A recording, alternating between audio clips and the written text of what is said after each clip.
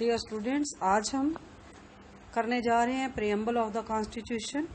संविधान की प्रस्तावना से हमारा क्या अभिप्राय है। जैसे किसी भी पुस्तक के आरंभ में दी गई भूमिका को पढ़कर हमें ये ज्ञात होता है कि उस पुस्तक के पढ़ने से हमें कैसी जानकारी प्राप्त होगी, ठीक वैसे ही स्थिति संविधान में प्रस्तावना की है। प्रस्तावना के द्वारा ही संविधान में कही गई मूल बातों को प्रस्तुत किया जाता है। वर्तमान युग में किसी देश के संविधान को प्रस्तावना से आरंभ करना एक प्रथा बन गई है। इसलिए 26 जनवरी 1950 को लागू होने वाले भारतीय संविधान का आरंभ भी एक प्रस्तावना से किया गया है।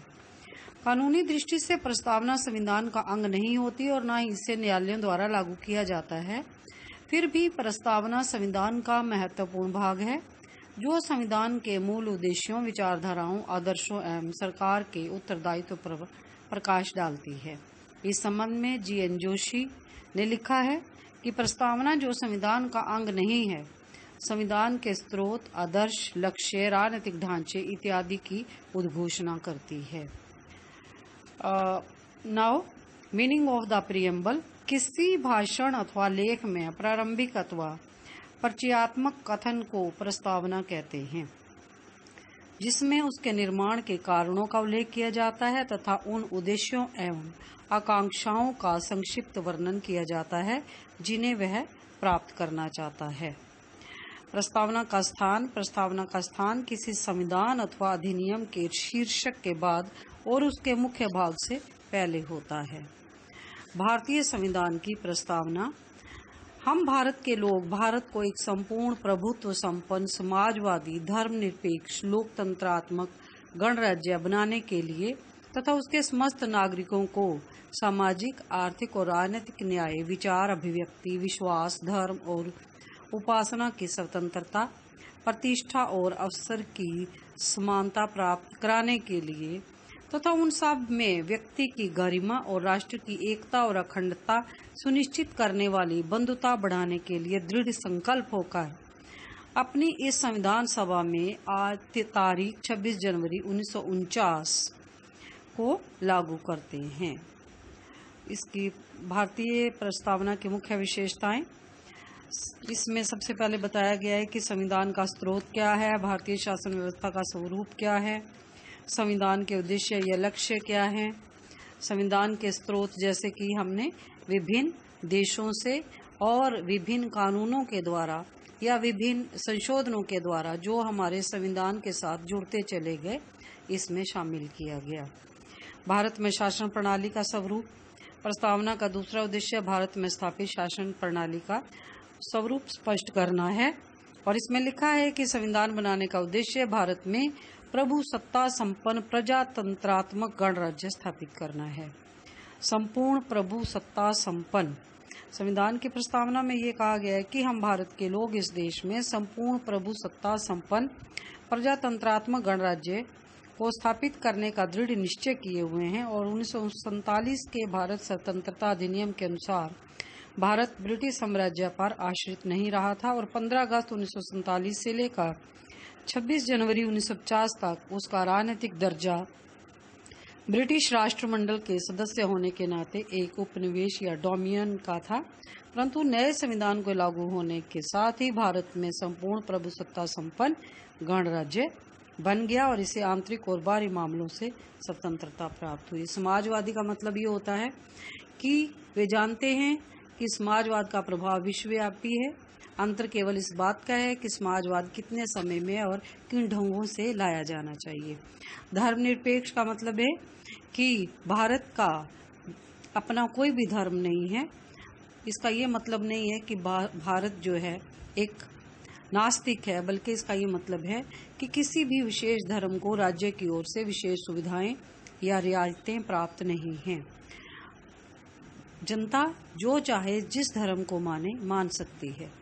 लोकतंत्रात्मक शब्द का अर्थ ये होता है, इससे अभिप्राय केवल ऐसी सरकार की स्थापना से ही नहीं जिसमें शासक वर्ग का चुनाव लोगों द्वारा होता है और शासक वर्ग लोगों के प्रति उत्तरदायी होता है। विस्तृत दृष्टिकोण से प्रजातंत्र से हमारा अभिप्राय राजनीतिक लोकतंत्र के साथ साथ सामाजिक और आर्थिक लोकतंत्र से भी है।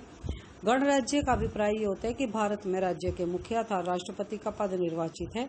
इसका चुनाव एक निश्चित काल के लिए किया जाता है। इसका पद पैतृक नहीं है।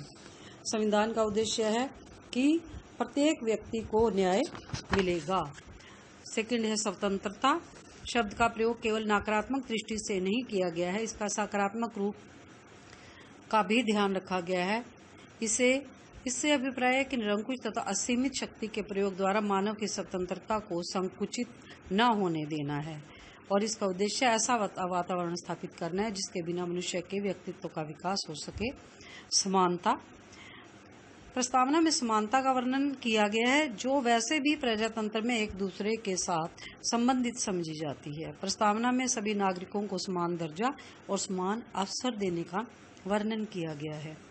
भ्रातृत्व। इसके अतिरिक्त प्रस्तावना में भ्रातृत्व व बंधुत्व का भी वर्णन किया है जिसका उद्देश्य व्यक्ति का सम्मान करना और राष्ट्रीय एकता को स्थापित करना है।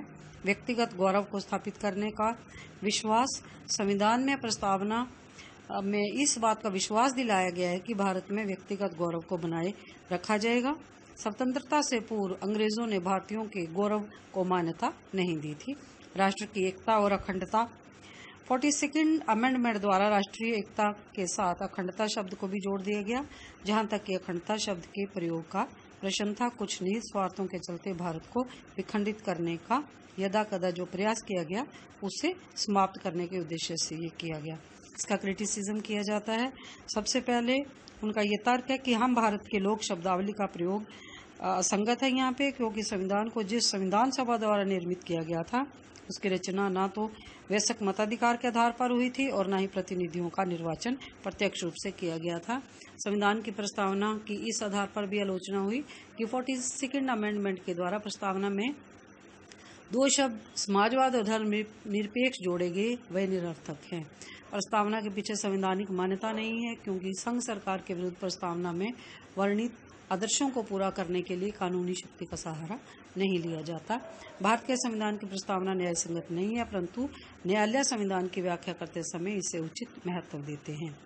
तो इस प्रकार से अभी हमने डिस्कस किया कि प्रस्तावना क्या होती है और इसमें क्या क्या बातें जो हैं वो लोगों को कौन कौन सी सुविधाएं दी जाती हैं, और इसके साथ साथ आलोचक जो हैं वो आलोचना भी करते हैं कि प्रस्तावना में जो बातें कही गई हैं वो एक संवैधानिक सभा के द्वारा नहीं की गई हैं, क्योंकि जो संविधान सभा जिसने प्रस्तावना बनाई थी उस समय उस संविधान सभा के जो व्यक्ति थे उनका चुनाव भारतीय जनता के द्वारा नहीं किया गया था। फिर भी प्रस्तावना का हमारे लिए बहुत ही महत्व है।